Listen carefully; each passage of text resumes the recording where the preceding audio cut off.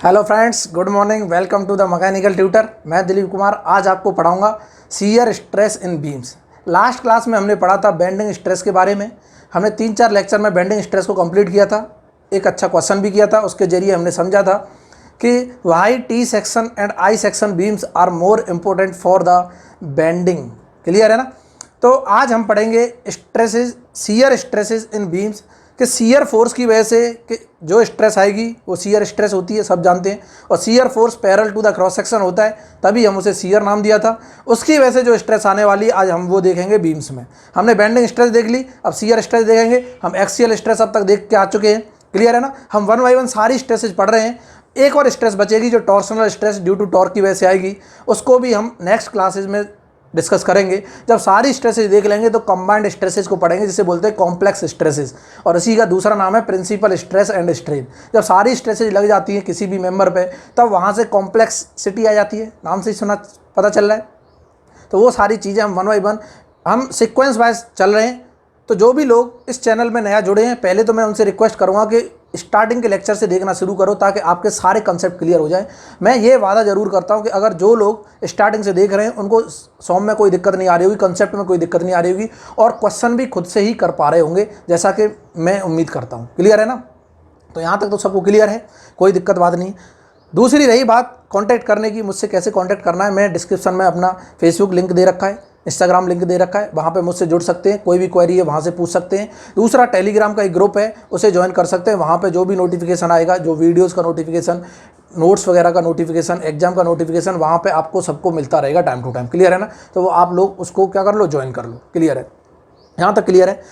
अब रही बात कि सर मज़ा तो आ रहा है पढ़ने में, ठीक है, नेक्स्ट सब्जेक्ट भी स्टार्ट कर लो। बिल्कुल करेंगे, कोई दिक्कत नहीं। हम बेसिक से स्टार्ट करेंगे सारी चीज़ें। हम वो सब्जेक्ट पहले स्टार्ट करेंगे जो बेसिक्स होता है हर सब्जेक्ट का। क्लियर है ना। उसके बाद हम एप्लीकेशन पे जाएंगे, ताकि बहुत से लोगों को ऐसा लग रहा हो कि हमने बेसिक पढ़ लिया। कोई दिक्कत नहीं है, जिसको और दोबारा से रिवाइज करना है तो और कुछ चीज़ें नहीं सीखनी है, वहाँ से सीख सकता है। बाकी के 1 बाय 1 सारे सब्जेक्ट हम पढ़ेंगे। एक प्रॉब्लम ये भी आ रही है अगेन एंड अगेन, जैसे कि हम लेक्चर कर रहे हैं, लास्ट क्लास में भी हमने डिस्कस किया था कि हमको चीज़ें बार बार रफ करनी पड़ती हैं। बार बार चीज़ें, छोटा सा बोर्ड है, इस पे बार बार बहुत लंबे लंबे डेरिवेशंस आते हैं। अभी आने वाले सब्जेक्ट्स में तो और लेंदी डेरिवेशंस आने वाले हैं, लेंदी क्वेश्चंस आने वाले हैं। तो हम एक ही छोटे से बोर्ड पे क्वेश्चंस को कर पाना थोड़ा हमारे लिए मुश्किल हो जाता है। तो इसके लिए थोड़ा सा आपका सपोर्ट ये चाहिए कि जो भी लोग, वैसे कुछ कोई फीस नहीं है, जो अपनी इच्छा अनुसार बहुत से लोग दान पुण्य करते हैं। अपने लिए ही दान करना है, ये तो किसी और के लिए करना नहीं है। क्लियर है ना। मेरा इसमें कोई पर्सनल बेनिफिट नहीं है। मैं छोटे बोर्ड पर भी पढ़ा सकता हूँ, लेकिन कई बार ऐसा भी हो जाता है लोगों को छोटे लेटर्स समझ नहीं आते, तो बड़े ज़्यादा लेटर्स लिखूंगा तो प्रॉब्लम आ जाती है, फिर हमारा स्पेस भी ज़्यादा गिरता है। क्लियर है ना। तो हमारे पास 2 ऑप्शन है। 2 ऑप्शन ये है कि एक तो हम बोर्ड को एक्सटेंड कर सकते हैं, बिल्कुल कर सकते हैं, कोई बात नहीं, बड़ा बोर्ड लगा सकते हैं, थोड़ा सा बड़ा बोर्ड होगा, उसमें हम कंटेंट कवर कर सकते हैं। और दूसरा ऑप्शन ये भी है कि हम डिजिटल बोर्ड पे भी पढ़ सकते हैं। डिजिटल बोर्ड के लिए थोड़ा सा आपका सपोर्ट चाहिए। उसमें क्या होगा कि हम नंबर ऑफ क्वेश्चंस की सीरीज लेके आ सकते हैं, क्योंकि क्वेश्चन की जो पीडीएफ है वो साइड में खुल जाया करेगी, हम क्वेश्चन डिस्कस करते रहेंगे। क्लियर है ना। लिखने की जरूरत नहीं पड़ेगी, टाइम हमारा सेव हो जाएगा। जब तक हम क्वेश्चन करना नहीं सीखेंगे, अच्छे बेहतरीन क्वेश्चन के कंसेप्ट नहीं सीखेंगे, तब तक हमारे कंसेप्ट में क्या प्रॉब्लम आती रहेगी। छोटे मोटे चुन्नू मुन्नू से क्वेश्चन तो आप निकाल दोगे, गेट वेट के क्वेश्चन, इसके क्वेश्चन तो आप कर लोगे, लेकिन जब तक हम लेंथी क्वेश्चन करना नहीं सीखेंगे, बड़े क्वेश्चन 30-30, 40-40 नंबर के क्वेश्चन करना नहीं सीखेंगे, तो हमारे कंसेप्ट इतने अच्छे से क्लियर नहीं हो पाएंगे, हम चीज़ों को ब्रॉडली थिंक नहीं कर पाएंगे। क्लियर है ना। तो उसके लिए बस तुम्हारा सपोर्ट यही है। जो भी कंट्रीब्यूट करना चाहता है, मैं किसी के साथ फोर्स नहीं कर रहा हूँ, जिसको भी इच्छा है, जो करने के कैपेबल हो वो कर सकता है। जो भी स्टूडेंट करना चाहता है वो कर सकता है, किसी के साथ कोई भी फोर्स नहीं है। जिससे नहीं हो रहा है कोई दिक्कत नहीं है, बट हाँ कोई अगर कर सकता है तो कर ले, ताकि हमारे लिए चीज़ें क्या हो जाए, आसान हो जाए, सबके लिए आसान हो जाए। मैं चाहता हूँ कि सारे सिलेबस को मैं यहाँ पर फ्री ऑफ कॉस्ट प्रोवाइड कराऊँ। क्लियर है ना। बाकी किसी से पढ़ने का कोई पैसा नहीं है। बाकी जो चीज़ें थोड़ी सी स्मूथली चलने के लिए, अभी फाइनेंस का भी थोड़ा सा प्रॉब्लम आ रहा है लॉकडाउन की वजह से, तो उम्मीद करते हैं सब लोग समझ जाएंगे। बाकी जिसको करना है करे, ना करना है कोई दिक्कत नहीं है। फिर भी किसी के साथ कोई फोर्स नहीं है। ऐसा नहीं है कि आपने सपोर्ट नहीं किया तो हम क्लासेज बंद कर दें। क्लियर है ना।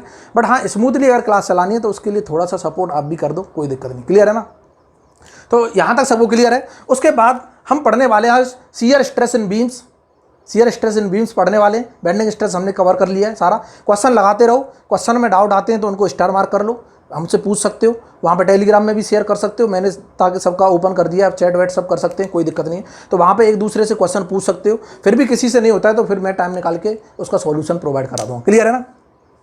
तो आज हम पढ़ेंगे शियर स्ट्रेस इन बीम्स, जो बहुत ही मजेदार टॉपिक है और ऑब्जेक्टिव पॉइंट ऑफ व्यू के लिए बहुत इंपॉर्टेंट है। क्लियर है ना? हर एग्जाम के लिए इंपॉर्टेंट है, ऑब्जेक्टिव सब्जेक्टिव सब एग्जाम्स के लिए इंपॉर्टेंट है। किस तरह से शियर स्ट्रेस का डिस्ट्रीब्यूशन करते हैं, और ये जो शियर स्ट्रेस आएगी टॉर्सनल शियर स्ट्रेस नहीं है, ये ट्रांसफर शियर लोड की वजह से जो स्ट्रेस आती है वो वाली चेक करेंगे। और टॉर्सनल शियर स्ट्रेस भी हम अगले वाले सेशन में देखेंगे। जैसे ये कंप्लीट होगा टॉपिक, अगला टॉपिक हमारा टॉर्सनल शियर स्ट्रेस का आने वाला है, जो बहुत ही बेहतरीन टॉपिक्स है। क्लियर है ना? तो मैं बात कर रहा हूँ किसकी, transfer shear stress in beams या फिर शियर स्ट्रेस इन बीम्स बात कर लो, कोई दिक्कत नहीं। इसको मिटा देता हूँ ताकि हमारा बोर्ड कम ना पड़े। इधर देखते रहो कि हम बात कर रहे हैं shear stress in beams. Topic का नाम है शियर स्ट्रेस इन बीम। क्लियर है ना? तो मैं मान रहा हूं लेट टाउ क्या है, कोई शियर स्ट्रेस है। टाउ क्या है, shear stress at a point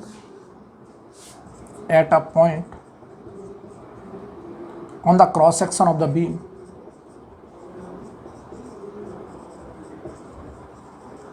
clear है? ये कोई शियर स्ट्रेस है। इसको कैसे कैलकुलेट करेंगे? ऑब्जेक्टिव पॉइंट ऑफ व्यू के हिसाब से हम देख रहे हैं। किसके हिसाब से? Objective point of view. अभी ऑब्जेक्टिव बहुत जरूरी है।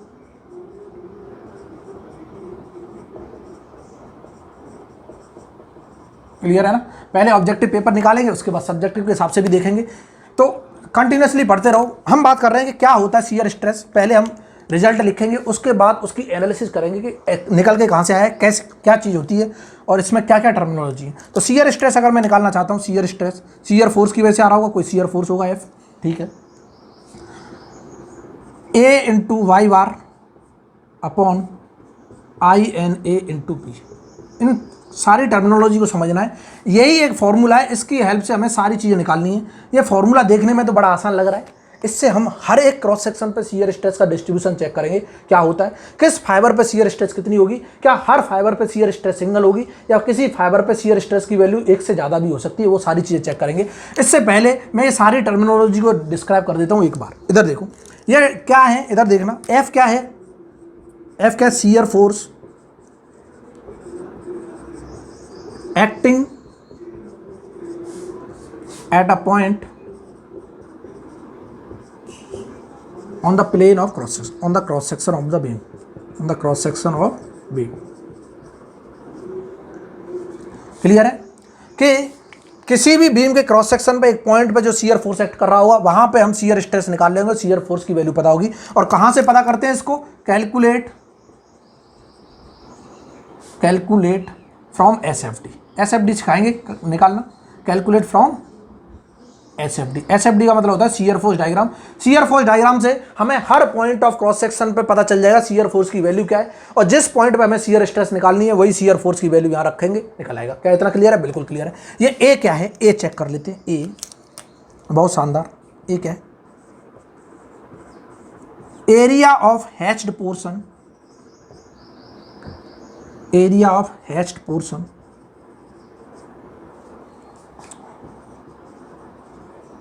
from the fiber to the top or bottom fiber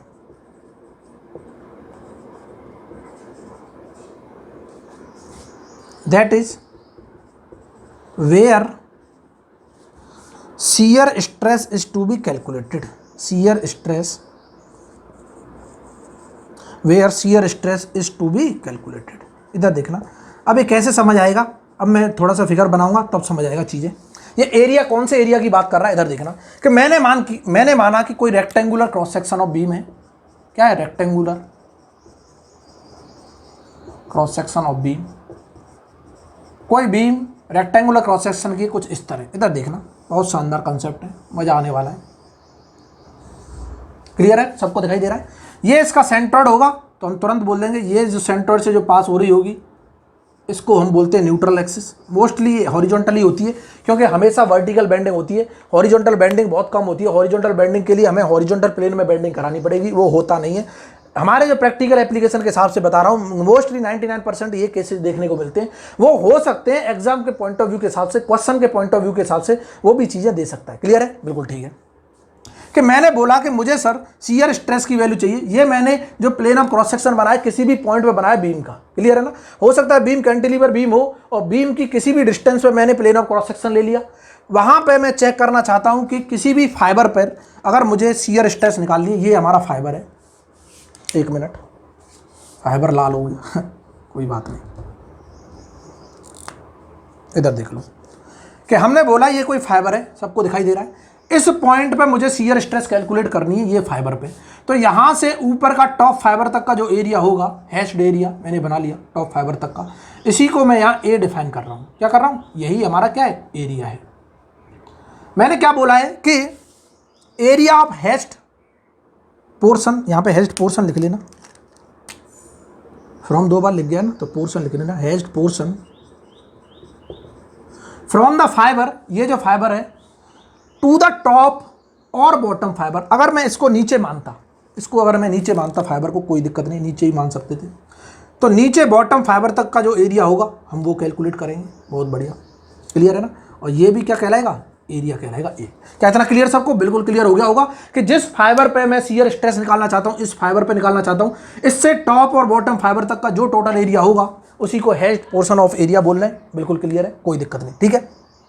इसके बाद वाई बार क्या है, वाई बार, वाई बार मैं यहां वाई बार लिख दूं, सेंट्रॉइड ऑफ द डिस्टेंस लिख लेना, डिस्टेंस ऑफ क्या, distance of centroid of the hatched portion from the neutral axis, from the neutral axis. क्या इतना क्लियर है, कैसे कि चाहे ये एरिया मानो चाहे ये एरिया मानो, इसका सेंट्रॉइड कहीं यहाँ होगा, बिल्कुल होगा, और इस सेंट्रॉइड से न्यूट्रल एक्सिस तक की जो दूरी होगी, डिस्टेंस होगी, उसी को हम क्या बोल रहे हैं, वाई बार बोल रहे हैं। क्या इतना क्लियर सबको, बिल्कुल क्लियर है। ये हो गया हमारा वाई बार, ठीक है। आई एन ए अंधा भी बता देगा, यहाँ पे लिख रहा हूँ आई N A. I N A क्या होता है कि area movement of inertia, area movement of inertia of complete cross section about neutral axis, means ये पूरे क्रॉस सेक्शन का न्यूट्रल एक्सिस के about area movement of inertia बता दो। अगर मैं बात करता हूँ ये विड्थ बी है, देख लो, और ये डेप्थ क्या है, डी, तो अंधा भी बता देगा ये तो न्यूट्रल एक्सिस के अबाउट एरिया, क्लियर है ना। तो हम तुरंत लिख देंगे आई न्यूट्रल एक्सिस के अबाउट, अगर इसकी बात कर रहा हूँ तो क्या होगा 1/12 BDQ। क्या इतना क्लियर है, बिल्कुल क्लियर है। उसके बाद आता है बी। बी क्या है, width of the fibre where shear stress is to be calculated, where shear stress is to be calculated. मतलब कहने का कि ये जो फाइबर हमने माना रेड वाला, इसकी विड्थ बताओ, यहाँ पे शियर स्ट्रेस निकालना चाहते हैं तो इसकी विड्थ क्या होगी, ये विड्थ इसी के बराबर होगी। हो सकता है ये वेरी भी कर रही हो सकता है कांस्टेंट हो। कल को मैं ट्रायंगुलर क्रॉस सेक्शन लूंगा तो ट्रायंगुलर क्रॉस सेक्शन में विड्थ क्या होगी, वेरी करेगी हर पॉइंट ऑफ। यहाँ पे तो विड्थ देखो किसी भी फाइबर की देख लो सेम है। क्या इतना क्लियर है। तो इसकी हेल्प से हम निकाल सकते हैं शियर स्ट्रेस। ये टर्मिनोलॉजी सबको क्लियर है, ठीक है। अगर मैं ए इंटू वाई बार अगर मैं लिखता हूँ, ए इंटू वाई बार दोनों का कंबाइन इफेक्ट लिखता हूँ, क्या मैं इसको बोल सकता हूँ first movement of area of hatched portion about the neutral axis, बिल्कुल बोल सकते हैं। तो हम ये भी लिख सकते हैं, इसको मिटा दूं क्या, ये सबको क्लियर हो गया होगा, लिख लिया होगा सबने। तो ए और वाई बार को हम लिख सकते हैं, क्या लिख सकते हैं, इधर देखते रहो।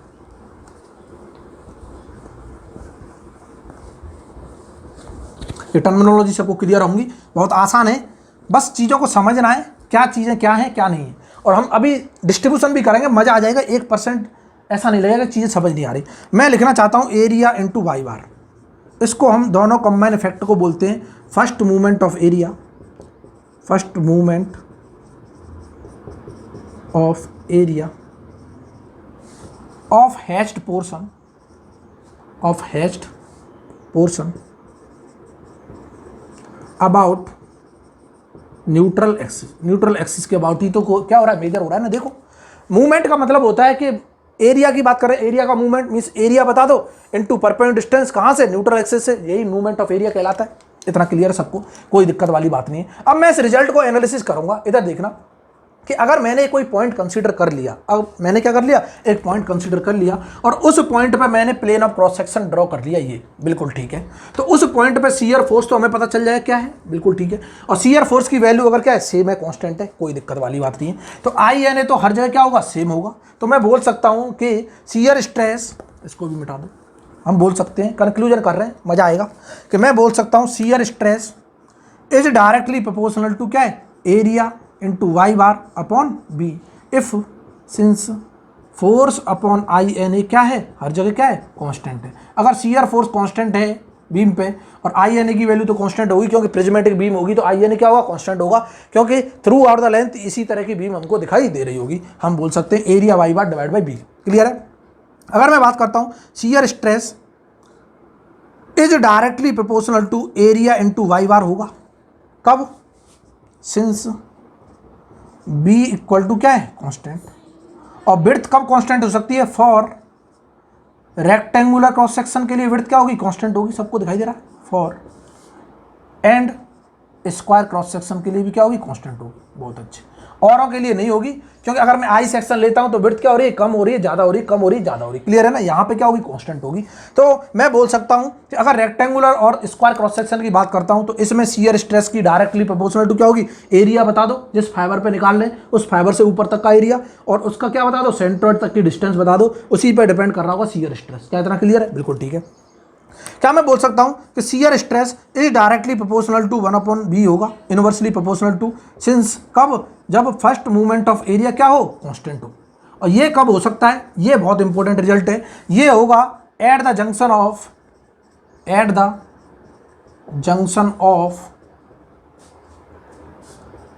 Web and flange of I and T section. मतलब आई और टी सेक्शन का जो भी जंक्शन पॉइंट है जहां वेब और फ्लेंज मिलते हैं, उसके ऊपर का जो एरिया इंटू वाई बार है वो हमेशा कांस्टेंट रहता है, लेकिन विड्थ चेंज होती है।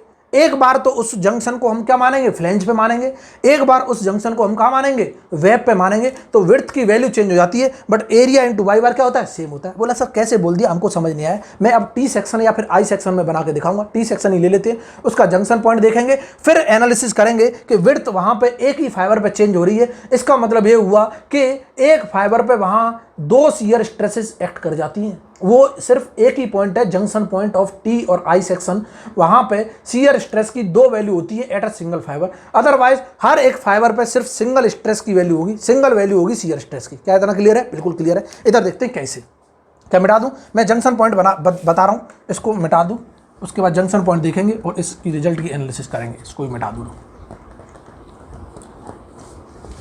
साथ ही साथ लिखते रहना, चीजें बहुत आसान है, कोई भी दिक्कत वाली बात नहीं है। इधर देखो, अभी मैं 1 बाय 1 सारे क्रॉस सेक्शन के ड्रॉ करके भी दिखाऊंगा कैसे ड्रॉ करते हैं, शियर स्ट्रेस कैसे निकालते हैं, किस पॉइंट पे मैक्सिमम शियर स्ट्रेस होगा, किस पॉइंट पे मिनिमम होगा, कहाँ जीरो होगा, वो सारी चीजें हम क्या करेंगे, कैलकुलेट करेंगे 1 बाय 1। बस मेरे साथ जुड़े रहिए और इसी तरह देखते रहिए, मजा आ जाएगा, बहुत अच्छे। इधर देखो कि सर मैं टी जंक्शन ले रहा हूँ, क्या ले रहा हूँ, टी जंक्शन, ये हमारा टी जंक्शन,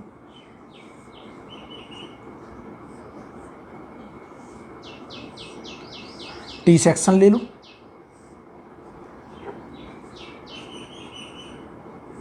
क्लियर है ना। और ये टी सेक्शन कुछ इस तरह का बन रहा हुआ, बिल्कुल ठीक है। इसको बोलते हैं हम क्या, वेब। ये क्या है हमारा, वेब। ये जो वर्टिकल जो दिखाई दे रहा है ये क्या है, वेब। और इसको बोलते हैं क्या, फ्लेंज। क्लियर है ना, ये हमारा वेब है और ये क्या है, फ्लेंज है। इधर देखना, बहुत शानदार कॉन्सेप्ट है। इसको मैं थोड़ी देर के लिए मिटा रहा हूँ, ये तो हमने लिख लिया होगा, सबको क्लियर है, ठीक है। मैं बोल सकता हूँ इसकी जो विड्थ है, विड्थ ऑफ वेब बोल दूँ BW, और इसकी जो विड्थ है अंदा भी बता देगा क्या है, विड्थ ऑफ फ्लेंज, ठीक है। ये विड्थ ऑफ क्या हो गई, फ्लेंज हो गई। क्या इतना क्लियर है, ठीक है। इसको मैं बोल सकता हूँ ये थिकनेस ऑफ फ्लेंज हो गई, TF हो गई, थिकनेस ऑफ फ्लेंज। और इसको हम बोल सकते हैं ये थिकनेस ऑफ क्या हो जाएगी, वेब हो जाएगी, कोई दिक्कत वाली बात नहीं, बहुत अच्छे, ठीक है। हमको एक फाइबर दिखाई दे रहा होगा, ये वाला फाइबर, ये वाला फाइबर दिखाई दे रहा है क्या, ये फाइबर जो है एक बार वेब के ऊपर आ रहा है, एक बार फ्लेंज के नीचे आ रहा है। इसी पॉइंट को मैं बोलता हूं जंक्शन पॉइंट, J पॉइंट। इसको बोल सकता हूं मैं जंक्शन पॉइंट, जे पॉइंट। मैं इस वाले फाइबर में शियर स्ट्रेस निकालना चाहता हूं। ये जो क्रॉस सेक्शन हमने लिया किसी भी पॉइंट पे लिया होगा, प्लेन ऑफ क्रॉस सेक्शन लिया है बीम का, प्लेन ऑफ क्रॉस सेक्शन किसी भी पॉइंट पे, और मैं इस फाइबर पे चेक करना चाहता हूं शियर स्ट्रेस। इधर देखना, तो कैसे चेक करेंगे, मैं अब इसको अलग अलग तोड़ूंगा, अलग अलग दो हिस्सों में तोड़ूंगा। कैसे तोड़ूंगा देखते रहना, बहुत मजा आने वाला है। कि ये जो फ्लेंज था हमारा, इस फ्लेंज को थोड़ा ऊपर लिखना, ये क्या था, फ्लेंज। मैं फ्लेंज को अलग कर रहा हूं सेपरेट, देखो सबको दिखाई दे रहा होगा, कर लिया सेपरेट, बिल्कुल ठीक है। और ये दिखाई दे साफ साफ, इसको थोड़ा सा नीचे बना दे रहा हूं, ये रहा हमारा, ये क्या है, वेब। क्या इतना क्लियर है? इसको जब ज्वाइंट कर देंगे तो यहां पे हमने देखा वो जे पॉइंट हमको यहीं नजर आ रहा है, ये जे पॉइंट है, बिल्कुल ठीक है। और ये हमारी क्या थी, टी एफ थी, और ये वैल्यू क्या थी, विड्थ ऑफ फ्लेंज थी। और ये क्या था हमारा, विड्थ ऑफ वेब था। और ये हमारा क्या था, टी ऑफ, क्या इतना क्लियर है, थिकनेस ऑफ। टी सेक्शन का एरिया मूवमेंट ऑफ इनर्शिया अगर मैं बात करता हूं, सेंट्रोइड की बात करता हूं, तो जिधर एरिया ज़्यादा उधर कहीं होता है। हमको वैल्यू नहीं पता, बट मैं ये बोल सकता हूं कहीं ना कहीं यहाँ पे सेंट्रोइड होता है, और यहाँ से जो वैल्यू पास हो रही होती है इसी को बोलते हैं क्या, न्यूट्रल एक्सिस। क्या इतना क्लियर सबको, बिल्कुल क्लियर है। इधर देखते रहना, न्यूट्रल एक्सिस, बहुत अच्छे।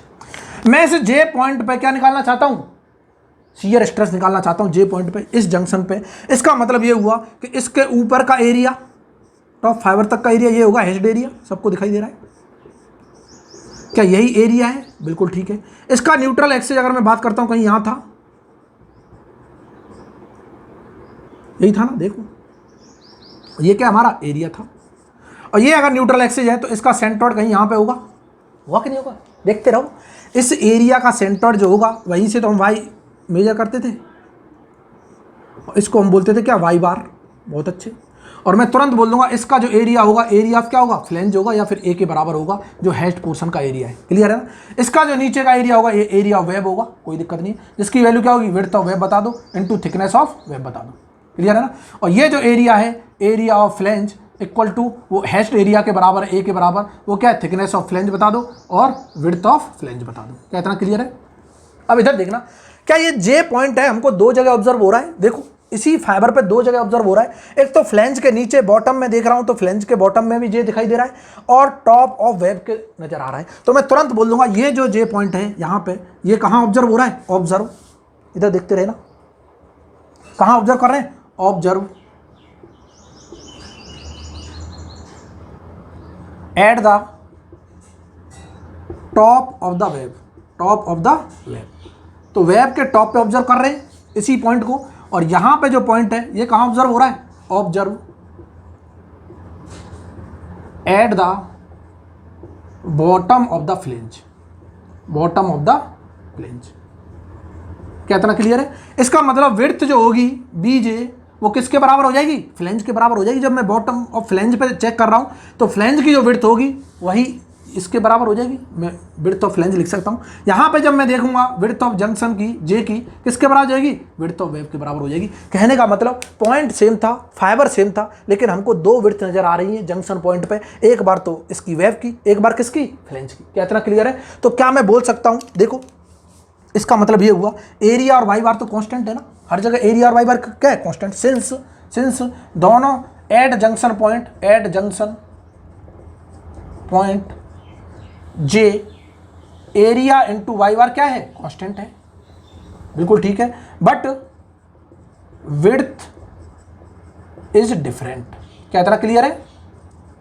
इतना क्लियर सबको, बिल्कुल क्लियर है कि अगर मैं जंक्शन पॉइंट को ऑब्जर्व कर रहा हूं तो वहां पे विड्थ तो चेंज हो रही है, एक बार वेब की आ रही है, एक बार फ्लेंज की आ रही है, बट एरिया इंटू वाई बार तो क्या था, कांस्टेंट था। और इस पॉइंट पे कुछ शियर फोर्स होगा, और इसका आई एन ए तो हर जगह क्या होगा, सेम होगा। क्या मैं बोल सकता हूं जो शियर स्ट्रेस की वैल्यू होगी, शियर स्ट्रेस की वैल्यू जे पॉइंट पे सिर्फ विड्थ के साथ वेरी कर रही होगी, बाकी सब चीजें तो कांस्टेंट है, बिल्कुल ठीक है। क्या मैं निकाल सकता हूं, दो वैल्यू निकलेंगी। क्या इतना क्लियर है सबको, बिल्कुल क्लियर है। अब मैं जंक्शन पॉइंट की निकाल रहा हूं, मैं शियर स्ट्रेस निकाल रहा हूं, देखो shear stress eight junction point जे, क्लियर है ना।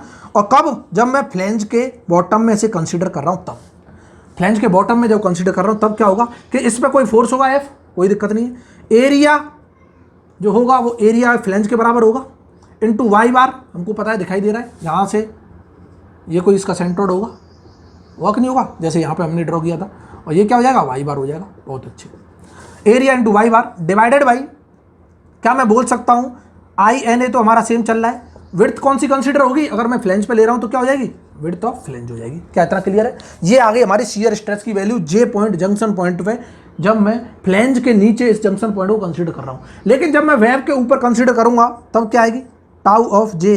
कब? जब मैं वेब के ऊपर कंसीडर कर रहा हूँ। तो शियर फोर्स तो सेम है, एरिया भी सेम होगा।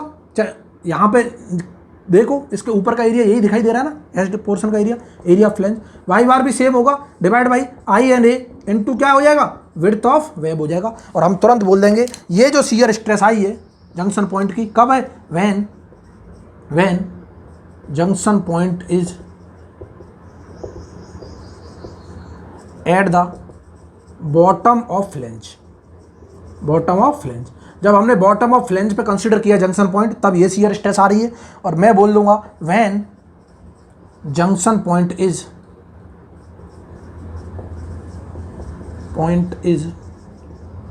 At the top of the web, web के अगर टॉप पे देखता हूं तो ये वैल्यू आएगी शियर स्ट्रेस की। क्या ये दोनों वैल्यू अलग हैं? बिल्कुल है। मींस पॉइंट सेम है, फाइबर भी सेम है, दो वैल्यू आ गई शियर स्ट्रेस की। सिर्फ ऐसा केस यही होता है, जंक्शन चाहे टी का हो चाहे आई सेक्शन का हो, वहां पे एक सिंगल फाइबर पे दो वैल्यू नजर आती हैं शियर स्ट्रेस की। लेकिन और कहीं भी चले जाओ, हर जगह सिंगल फाइबर पे single value of shear stress होगी। क्या इतना क्लियर है? बिल्कुल क्लियर है, मजा आ गया। और ये बहुत मोस्ट इंपोर्टेंट क्या है, कंसेप्ट है। इधर देख लो, क्या इसको मिटा दूं? बिल्कुल मिटा दूं। क्या इतना क्लियर सबको? अगर मैं इन दोनों का रेशियो करना चाहता हूं, इन दोनों का रेशियो, तो कोई बता सकता है कौन सी स्ट्रेस ज़्यादा होगी? अंधा भी बता देगा।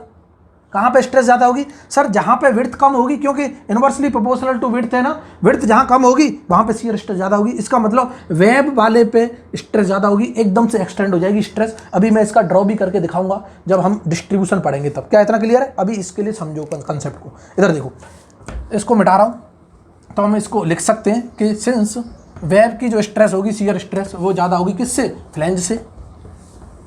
जंक्शन पॉइंट पे एक ही पॉइंट पे दो स्ट्रेसेज आ रही हैं, एक जगह कम शो हो रही होगी, एक जगह क्या हो रही होगी, ज़्यादा शो हो रही होगी। जैसे ही वेब पे आएगा कूद के तो ज़्यादा शो करने लग जाएगा, एकदम से स्ट्रेस की वैल्यू क्या हो जाएगी, इंक्रीज हो जाएगी। तो मैं लिख सकता हूँ tau of junction point at web divided by tau of junction point at क्या, फ्लेंज। किसके बराबर होगा? ये हो जाएगा विड्थ ऑफ फ्लेंज बता दो divide by width of web बता दो। ये एक रेशियो है, कभी अगर पूछ लेता है ऑब्जेक्टिव क्वेश्चन के लिए मोस्ट इंपोर्टेंट रेशियो है। क्लियर है ना? तो हमको बस विड्थ पता होनी चाहिए, उसी से हम दोनों का रेशियो पता कर लेंगे। कल को ये भी बोल सकता है फ्लेंज पे जो शियर स्ट्रेस है जंक्शन पॉइंट पे इतनी है, दोनों की विड्थ दे रखी है, तो वेब पे बताओ, तो हम डायरेक्टली यहाँ से कैलकुलेट कर सकते हैं। क्या मजा आ रहा है? बिल्कुल आ रहा है। तो हम नोट करके ये भी लिख लेंगे, नोट करके जो हमने ये पॉइंट डिस्कस किया है कि eight every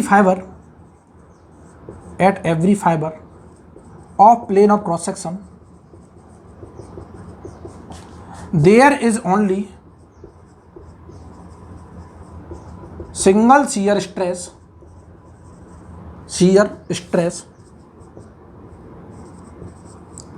at each fiber except the junction point of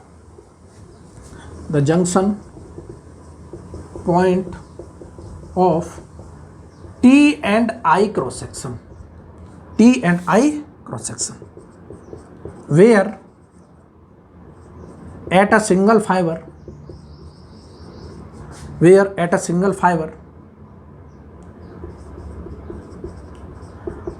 two values of shear stress will be observed. Two values of shear stress will be observe. क्या इतना क्लियर सबको? बिल्कुल क्लियर है, मजा आ गया होगा।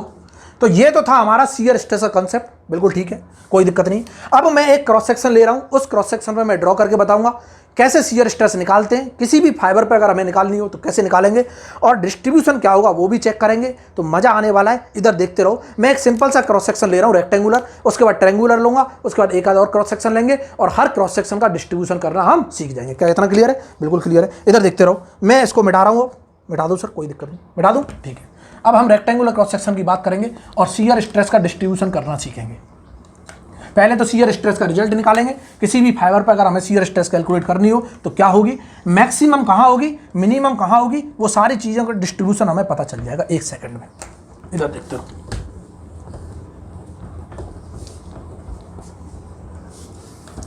मैं कंसीडर कर रहा हूं किसके लिए, रेक्टेंगुलर क्रॉस सेक्शन।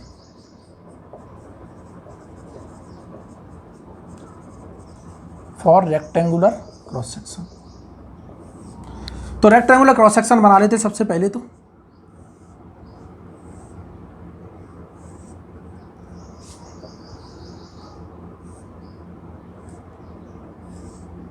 क्या सबको नजर आ रहा है? ठीक है, इसको मैं बोल दूंगा ये सेंट्रॉइड है, बिल्कुल ठीक है, कोई दिक्कत नहीं। तो यहाँ पे सेंट्रॉइड है, तो ये जो एक्सिस होगी वो क्या होगी, न्यूट्रल एक्सिस होगी। बहुत बढ़िया, ठीक है। अब मैं एक फाइबर ले रहा हूँ, कोई सा भी फाइबर ले लो, ऊपर एक फाइबर ले लेते हैं, ये रहा फाइबर। इस फाइबर पे शियर स्ट्रेस निकालना चाहते हैं, तो इस फाइबर पे मैं शियर स्ट्रेस निकालूंगा तो हर जगह शियर स्ट्रेस क्या होगी, सेम होगी। इस फाइबर पे एक ही वैल्यू होगी शियर स्ट्रेस की, कहीं किसी भी पॉइंट पे देख लो पूरे फाइबर में, ठीक है। इसके ऊपर का जो भी एरिया होगा वो हैश्ड एरिया है, हम जानते हैं, बिल्कुल ठीक है। पहले इसकी डायमेंशन तो बताओ सर, क्या बताओ, इसकी डायमेंशन बताओ। मैं बोल सकता हूँ इसकी कुछ विड्थ है बी, बहुत अच्छे, कोई दिक्कत नहीं, ठीक है। और इसकी क्या है, डेप्थ है डी, बहुत बढ़िया, शानदार कॉन्सेप्ट। इसकी डेप्थ क्या है, डी, इतना क्लियर है, ठीक है। और इस पे कहीं ना कहीं शियर फोर्स लग रहा होगा एफ, ये जो बीम होगी ना उसके शियर फोर्स ऐसे लगेगा ना, parallel to the cross section, ठीक है। ये शियर फोर्स लग रहा होगा एफ, कोई दिक्कत नहीं, क्लियर है ना। इधर देखना कि मैं इसको मान रहा हूं कि ये कोई फाइबर है, मैं इस फाइबर को ए फाइबर कंसीडर कर ले रहा हूं। इस ए फाइबर पे शियर स्ट्रेस कैलकुलेट करनी है, बहुत अच्छे, ठीक है। कैसे कैलकुलेट करेंगे, सबसे पहले हम जानते हैं कि शियर स्ट्रेस किसी भी फाइबर पे हमें निकालनी है, तो हम शियर स्ट्रेस का कंसेप्ट जानते हैं। ए फाइबर पे अगर हमें निकालनी है तो क्या बता दो, शियर फोर्स बता दो, एरिया इंटू वाई बार बता दो, डिवाइड बाई क्या बता दो, I N A into B. और ये सब क्या है, ये विड्थ ऑफ किसकी होगी, ए की होगी। एरिया क्या होगा, ये हैश्ड पोर्शन का एरिया होगा, सबको दिखाई दे रहा है, ये कौन सा एरिया है, ए। और यहां से वाई बार क्या होगी, यहीं पे ड्रॉ कर रहा हूं लोग कि सर इसका सेंट्रॉइड ये होगा, और इस सेंट्रॉइड से जो डिस्टेंस होगी वो क्या बता रही होगी, वाई बार बता रही होगी। सबको क्लियर है, क्या इतना क्लियर है, बिल्कुल क्लियर है। अब हम 1 बाई 1 सारी वैल्यू निकालेंगे, इस फॉर्मूले में पुट कर देंगे, हमारे पास शियर स्ट्रेस का रिजल्ट आ जाएगा। क्या इतना क्लियर है, बिल्कुल ठीक है। अभी मैं निकाल रहा हूँ 1 बाई 1 निकाल रहा हूँ, इधर देखते रहना कि सर सबसे पहले शियर फोर्स हमें गिवन है, एफ की वैल्यू क्या है, एफ दे रखी है, कोई दिक्कत नहीं, ठीक है।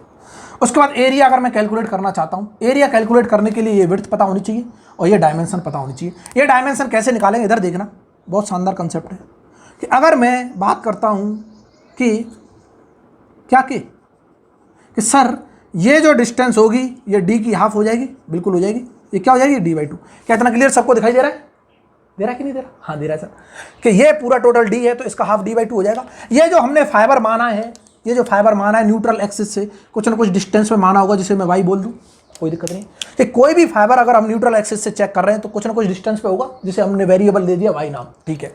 अगर ये वाई है, ये डी बाई 2 है, तो ये डिस्टेंस अंदा भी बता देगा क्या होगी, कि सर ये जो डिस्टेंस होगी, ये तो डिस्टेंस क्या हो जाएगी, डी बाई 2 माइनस वाई हो जाएगी। बहुत बढ़िया, क्या इतना क्लियर है, बिल्कुल क्लियर है। तो अब मैं एरिया बता दूं क्या होगा, सर ये डिस्टेंस और ये डिस्टेंस, क्या मैं एरिया लिख सकता हूं, जो एरिया होगा वो सर क्या होगा कि width into D by 2 minus Y के बराबर होगा। क्या इतना क्लियर सबको, बिल्कुल क्लियर है। अब सर वाई बार पता करना है, वाई बार क्या होगा, सर इस वाई में इसका हाफ जोड़ दूं, यही देखते रहो। क्या मैं वाई बार लिख सकता हूं, वाई बार इक्वल टू क्या मैं वाई प्लस ये जो वैल्यू का हाफ करूंगा तो सेंट्रॉइड बता रहा होगा, लो हाफ लिख लो यहाँ पे, इसका जो हाफ होगा क्या ये डिस्टेंस हाफ ऑफ क्या हो जाएगी, डी बाई 2 माइनस वाई हो जाएगी। क्या इतना क्लियर सबको, बिल्कुल क्लियर है। तो मैं इसमें ऐड कर दूंगा, वाई में इतना ऐड कर देंगे तो वाई बार आ जाएगा, तो मैं लिख दूंगा half of D by 2 minus के वाई। इसको सॉल्व करेंगे तो क्या आएगा, वाई प्लस यहाँ डी बाई 4 और माइनस के वाई बाई 2, एक में से आधा गया, आधा बचा, तो क्या मैं लिख सकता हूँ, ये बचा क्या, Y by 2 plus D by 4। क्या इतना क्लियर है। और ये क्या वैल्यू है, वाई बार की, और वाई बार यहाँ से निकल के आ जाएगा, 1/2 कॉमन निकाल लो, मैं लिख सकता हूँ डी बाई 2 प्लस वाई के बराबर आ गया। क्या इतना क्लियर है, बिल्कुल ठीक है, कोई दिक्कत नहीं। वाई बार आ गया, हमारा एरिया आ गया, इनको क्या कर लो, ब्रैकेट में लिख लो, एरिया आ गया, कोई दिक्कत नहीं। मैं फर्स्ट एरिया मूवमेंट निकाल सकता हूँ, एरिया इंटू वाई बार निकाल दूँ, यहाँ पे यूज करना है ना। तो एरिया कितना है, ये है B into D by 2 minus Y, और वाई बार का मल्टीप्लाई करेंगे तो 1/2, और ये क्या चल रहा है, डी बाई 2 प्लस वाई। क्या इतना क्लियर है, बिल्कुल क्लियर है। क्या मैं लिख सकता हूँ, इसका प्रोडक्ट किया बी बाई 2, ये स्क्वायर हो जाएगा, A square minus B square, D by 2 का होल स्क्वायर, तो डी बाई 2 का क्या हो जाएगा, होल स्क्वायर और माइनस के वाई स्क्वायर। क्या इतना क्लियर है? ये आ गया हमारा एरिया इंटू वाई बार, कोई दिक्कत वाली बात ही नहीं। यहाँ तक सबको क्लियर होगा? बाकी सिंपल कैलकुलेशन है। मजा आ रहा है? ठीक है, चलो यहाँ तक क्लियर है। हमने एफ पता कर लिया, एरिया पता कर लिया, वाई बार पता कर लिया। आई एन ए अंदा भी बता देगा सर। क्या आई एन ए? पूरे क्रॉस सेक्शन का आई एन ए 1/12। क्या बी डी क्यूब नहीं होगा? कुछ करना ही नहीं है, रेक्टेंगुलर क्रॉस सेक्शन बहुत आसान है। बी ए, ये भी देख लेते हैं, इच्छा पूरी करो। सर हमारी इच्छा पूरी नहीं हो रही। बी ए, इस फाइबर की विड्थ क्या इसी के बराबर नहीं है? लो अंदा ही बता दे, बी के बराबर। बहुत बढ़िया। अब मैं वैल्यू रखूंगा और मजा लूंगा। क्या मजा लूंगा? शियर स्ट्रेस की वैल्यू निकालूंगा इस फाइबर पे क्या आ रही है। लो कि सर मैं शियर स्ट्रेस की इस फाइबर पे वैल्यू पता करना चाहता हूं, तो वैल्यू रखो। एफ की वैल्यू एफ है सर, कोई दिक्कत नहीं। एरिया इंटू वाई बार इसके बराबर है, तो ये रख दूं। लो रखो कि सर b/2, ठीक है, और ये d/2 का स्क्वायर चल रहा है, d/2 का स्क्वायर माइनस के वाई स्क्वायर। पता नहीं क्या हो गया। लो ऐसे ही लिख देते हैं। क्या है? b/2 इंटू d/2 का स्क्वायर माइनस के वाई स्क्वायर। इतना क्लियर है? ये चल रहा है, ठीक है, ये रख दिया। आई एन ए क्या है sir? 1/12 B D cube into width क्या है सर? बी के बराबर है। बहुत अच्छे। क्या इतना क्लियर सबको? बिल्कुल क्लियर है। इधर देखना, कुछ चीर दूं, कुछ तो मन कर रहा होगा। सर मन कर रहा है बहुत अच्छे से, बी से बी को चीरो, बहुत अच्छे। सर 2 से भी तो चीर दो 6 टाइम्स, बहुत बढ़िया। और ये 6 ऊपर चला गया, मैं तुरंत लिख दूंगा टाउ ऑफ ए। क्या आ रहा है? 6f आ गया, ये ऊपर गया। नीचे क्या चल रहा है? बी डी क्यू, बहुत अच्छे। और यहाँ पे क्या चल रहा है? d/2 का होल स्क्वायर माइनस के वाई स्क्वायर। क्या इतना क्लियर है? हमें पता चल गया कि किसी भी वाई डिस्टेंस में फ्रॉम द न्यूट्रल एक्सिस कोई भी फाइबर कंसीडर करता हूं तो उसका रिजल्ट क्या आ रहा है? ये आ रहा है। एट एनी फाइबर, इधर देखना, एट एनी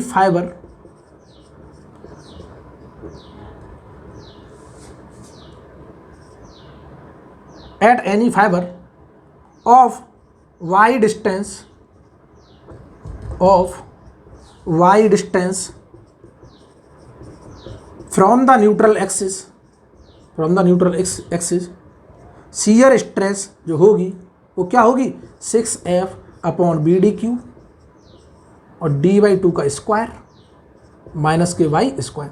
क्या कोई मुझे बता सकता है? इधर देखना, बहुत ही शानदार कंसेप्ट कि सर ये तो आ गया रिजल्ट हमारा निकल के, बहुत ही शानदार रिजल्ट आ गया।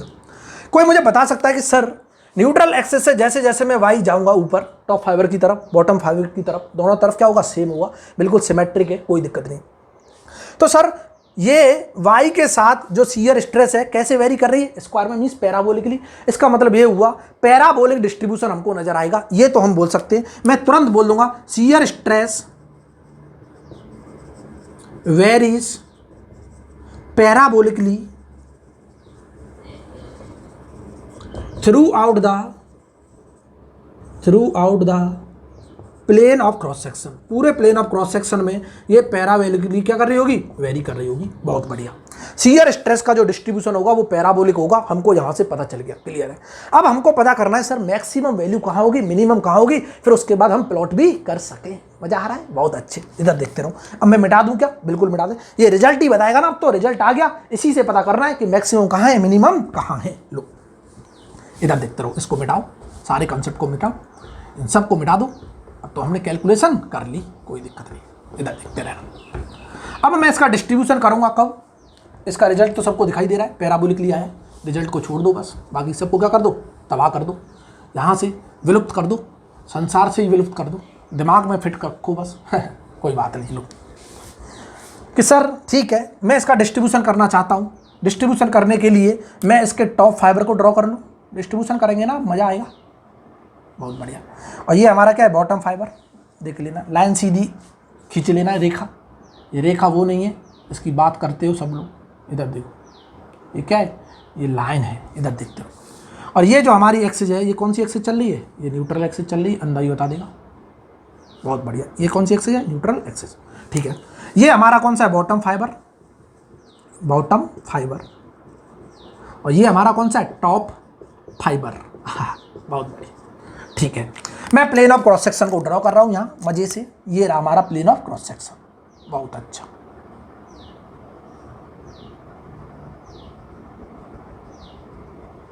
इस प्लेन ऑफ क्रॉस सेक्शन की बात कर रहे हैं, इस पे जो शियर स्ट्रेस की वैल्यू है हम यहाँ से मेजर कर रहे हैं, तो यहाँ पे हम क्या रेफरेंस ले लेते हैं, शियर स्ट्रेस यहाँ पे क्या है, 0 है, यहाँ पे भी शियर स्ट्रेस क्या है, 0, इस पॉइंट पे 0 है, हर जगह क्या है, 0 है, कहीं भी देख लो हर जगह शियर स्ट्रेस क्या है, 0 है। यहाँ से मेजर करेंगे, यहाँ ड्रॉ करेंगे क्या आ रहा है क्या नहीं आ रहा है, ठीक है। अभी हमको ये नहीं पता बॉटम और टॉप फाइबर में क्या है, हमने तो ये रेफरेंस माना है, यहाँ पे शियर स्ट्रेस क्या है, 0 है। यहाँ से इधर चेक करेंगे कितना वैल्यू आ रहा है, वैल्यू आएगा तो एक एरो ड्रॉ कर देंगे, नहीं आएगा तो यहीं से स्टार्ट कर देंगे, कोई दिक्कत नहीं, ठीक है सर, कोई बात नहीं। आपने बोला हमने मान लिया, बात माननी पड़ेगी, आप पढ़ा रहे हो कोई बात नहीं, इधर देखो, चलो ठीक है। ये आ गया हमारा रिजल्ट शियर स्ट्रेस का, मज़ेदार रिजल्ट आया है, बहुत ही खूबसूरत सा रिजल्ट है, कोई दिक्कत वाली बात नहीं, ठीक है।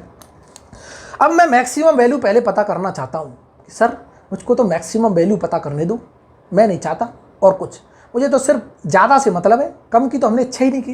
बहुत बढ़िया कि सर मैक्सिमा और मिनिमा के लिए हमने कैलकुलस में पढ़ाया था कि अगर किसी भी चीज़ का मैक्सिमा मिनिमा निकालना है तो उसका डिफरेंशिएशन करो, इक्वल टू 0 कर दो, वाह बहुत बढ़िया। और जैसे ही मैं इक्वल टू 0 करूँगा तो हमें एक पॉइंट मिलेगा, इस पॉइंट पे वैल्यू या तो मैक्सिमम होगी या फिर क्या होगी, मिनिमम होगी, उसका डबल ऑर्डर डेरिवेटिव करेंगे और वो वैल्यू अगर नेगेटिव आ गई तो क्या होगा, मिनिमम होगा, और अगर वो वैल्यू क्या आ गई, पॉजिटिव आ गई तो क्या होगा, मैक्सिमम होगा। बहुत बढ़िया, देखते रहना कि मैं चेक करना चाहता हूं सर फॉर मैक्सिमा और मिनिमा, फॉर मैक्सिमम और मिनिमम मैं लिख सकता हूं कि शियर स्ट्रेस का वाई के रेस्पेक्ट में डिफरेंशिएशन इक्वल टू क्या होना चाहिए, 0 होना चाहिए, यही तो कॉन्सेप्ट है। जिसको नहीं आता है मैक्सिमा मिनिमा भी पढ़ा चुके हैं, इंजीनियरिंग मैथमेटिक्स का प्लेलिस्ट जाके देखो और वहाँ पे मज़े से पढ़ाई करो, बस और कुछ नहीं करना है। लो कि सर इसका y के रेस्पेक्ट में हमें डिफरेंशिएशन करना है, तो ये तो कांस्टेंट है 6f/bdq, चलता रहेगा, बहुत बढ़िया। इसका कांस्टेंट का y के रेस्पेक्ट में 0 होता है, माइनस के क्या होगा, 2y इक्वल टू 0, वाह बड़ा शानदार। क्या मैं बोल दूँ ये तो इसके साथ गुणा होके गुजर गया बचा क्या, 2y इक्वल टू 0 और y इक्वल टू क्या आ गया, 0 आ गया। इसका मतलब ये हुआ कि y इक्वल टू 0 जहाँ होगा वैल्यू क्या होगी, मैक्सिमम भी हो सकती है और मिनिमम भी हो सकती है। कोई बोल मत देना कि सर मैक्सिमम होगी मिनिमम होगी। उसके बाद मैं सेकंड ऑर्डर डेरिवेटिव निकालूंगा, लो निकाल लो, चेक कर लेते ना, निकाल लो कि मैं D square tau over D Y square निकालना चाहता हूँ, बहुत बढ़िया निकालो। क्या मैं लिख दूँ 6f/bdq, ये तो कांस्टेंट चल रहा है, बहुत अच्छे। इसका दोबारा से करूँगा, -2 आ गया, और ये माइनस का रिजल्ट अंदाज बता दे, लेस देन क्या है 0, तो वैल्यू क्या होगी, maximum, means maximum shear stress high high high at किस पे, y इक्वल टू 0। हमने क्या बोला था कि मैथमेटिक्स हर जगह यूज होती है, हो गई कि नहीं यूज। जिसको अगर मैक्सिमा मिनिमा के कंसेप्ट आते हैं, चाहे उसे शियर स्ट्रेस के टर्म्स में पूछे, प्रेशर, फोर्स, कुछ भी टर्म्स में पूछे, maximum minimum value, power, torque, हम तुरंत निकाल देंगे डेरिवेटिव करके और कंडीशन बता देंगे कि एट y इक्वल टू 0 पे जो शियर स्ट्रेस है वो क्या होगा, मैक्सिमम होगा। और क्या अंदाज भी बता देगा, y मेजर कहाँ से कर रहे हैं, न्यूट्रल एक्सिस से, मीन्स y 0 कहाँ होगा, यहीं होगा। लो हम तुरंत बोल देंगे y इक्वल टू 0 कहाँ है, यहाँ, और यहाँ पे y इक्वल टू 0 है तो वैल्यू क्या होगी, मैक्सिमम होगी, किसकी, शियर स्ट्रेस की। लो ड्रॉ कर लो, हमने बोल दिया ये टाउ मैक्सिमम है, बहुत अच्छे। अभी हमें पता नहीं क्या है, और क्या ये टाउ मैक्सिमम न्यूट्रल एक्सिस पे नहीं है, बिल्कुल है सर, कोई दिक्कत नहीं, मजा आ रहा है, देखते रहना। तो मैं तुरंत बोल दूंगा एट क्या, एट y इक्वल टू 0 जो टाउ मैक्स होगा वो क्या होगा, न्यूट्रल एक्सिस के बराबर होगा, और वो वैल्यू क्या है, y की वैल्यू 0 रखो तो सही है। क्या मैं बोल दूँ 6f/bdq, बहुत बढ़िया। और यहाँ पे क्या चल रहा है, d²/4 चल रहा है, डी क्यूब से स्क्वायर को तबाह कर दो। क्या मैं बोल सकता हूँ 6f/4bd बचा, हाँ बहुत बढ़िया।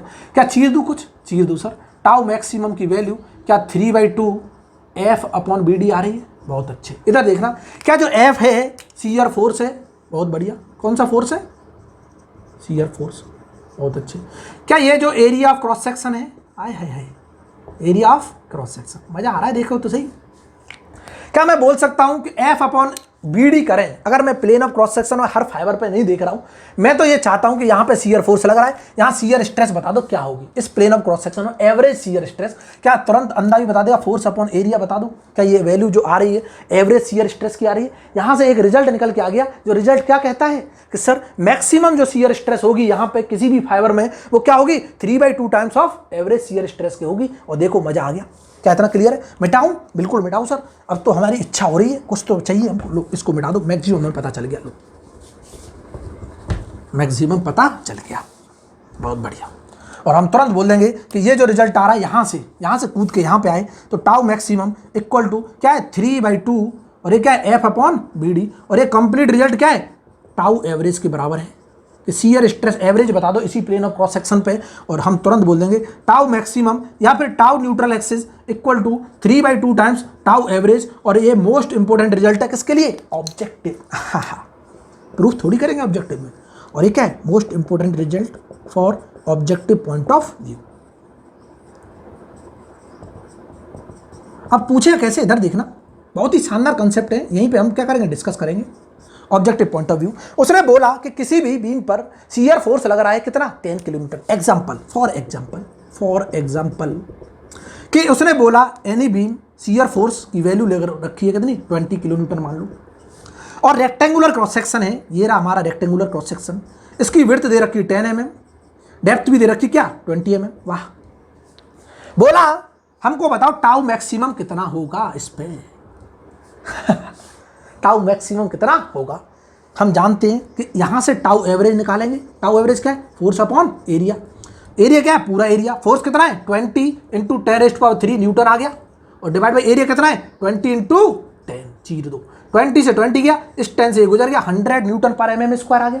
ये तो एवरेज स्ट्रेस आई है 100, कहाँ लिखूँ सर, कहीं तो लिखूँ, लो मिटाता जा रहा हूँ मैं, बस यहीं की यहीं कंसेप्ट क्लियर कर रहा हूँ। ये चुन्नू मुन्नू से क्वेश्चन 1 सेकंड में होने चाहिए, इनमें कुछ भी नहीं है कि सर मैं तुरंत बोल दूंगा टाउ एवरेज जो आ रहा है हमारा वो कितना आ रहा है 100 मेगापास्कल आ रहा है। यहाँ से हमको तो क्या पूछा है मैक्सिमम पूछा है, और गलती से भी एक ऑप्शन ये दे रखा होगा 100 मेगापास्कल, पहला ही ऑप्शन, जिसने ये टिक किया वो तो तबाह। आंसर क्या होगा, टाउ मैक्सिमम की वैल्यू जो होगी वो क्या होगी 3/2 times of 100 megapascal means tau average. बहुत बढ़िया, और हम तुरंत लिख देंगे 3/2 × 100 और डिवाइडेड बाई 2 से 50 बार, और हम बोल देंगे मैक्सिमम जो स्ट्रेस आएगी वो 150 आएगी, और वही कहाँ होगी न्यूट्रल एक्सिस पे होगी। लो, और कल को गलती से उसने ये पूछ लिया टाउ मैक्सिमम नहीं चाहिए मुझे, तो न्यूट्रल एक्सिस पे चाहिए, स्ट्रेस की वैल्यू क्या है, तो हम क्या कर देंगे इस तरह निकाल देंगे। क्या इतना क्लियर है सबको, बिल्कुल क्लियर है, मज़ा आ रहा है, बहुत आ रहा है, ठीक है सर।